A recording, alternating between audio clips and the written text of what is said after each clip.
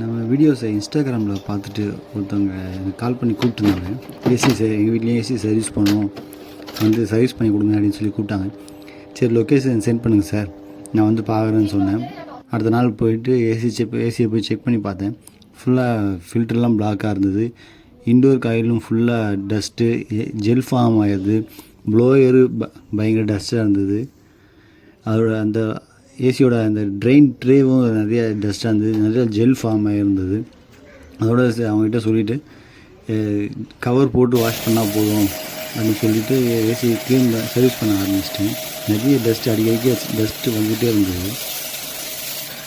நிறைய இது வந்து கேமராவில் அவ்வளோ தெரியல, அதனால் நிறைய டஸ்ட்டு அடிக்கடிக்க வந்துட்டு இருந்தது. அவங்க சொன்னாங்க, கஸ்டமர் சொன்னாங்க, சார் இந்த மாதிரி கவர் போட்டுலாம் அடிக்கூடாதுன்னு ஒரு சில மெக்கானிக் சொல்கிறாங்களே, எதனாலன்னு கேட்டாங்க என்கிட்ட.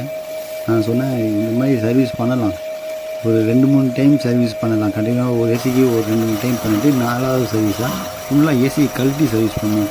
அது ரெகுலராக நீங்கள் பேக் போட்டு சர்வீஸ் பண்ணிகிட்டே இருங்க, டஸ்ட்டு வந்து பேக்கில் ஃபார்ம் ஆகிட்டே இருக்கும். கொஞ்சம் கொஞ்சமாக சரியாக க்ளீன் பண்ணலாம். அதனால் நீங்கள் ஒரு 3 சர்வீஸு இல்லை 4 சர்வீஸ்க்கு ஒரு டைமு ஃபுல்லாக ஏசியை கழட்டி க்ளீன் பண்ணுங்கள், ஏசி பக்காவாக இருக்கும். அதுக்காக எப்பவுமே தொடர்ந்து ஏசியை கழட்டியே சர்வீஸ் பண்ணிக்கிட்டு இருக்காதீங்க, பம்ப் டவுன் சர்வீஸ் பண்ணாதீங்க அப்படின்னு சொல்லிவிட்டு, இந்த மாதிரி சர்வீஸ் பண்ணால் இப்போதைக்கு இந்த சர்வீஸ் பண்ணால் போதும் அப்படின்னு சொல்லிட்டு பண்ணிவிட்டு, அதுக்கப்புறம் நான் ஏசி பக்காவாக க்ளீன் ஆகிடுச்சு. அதுக்கப்புறம் ஏசி கவர்லாம் மாட்ட ஆரம்பிச்சிட்டேன்.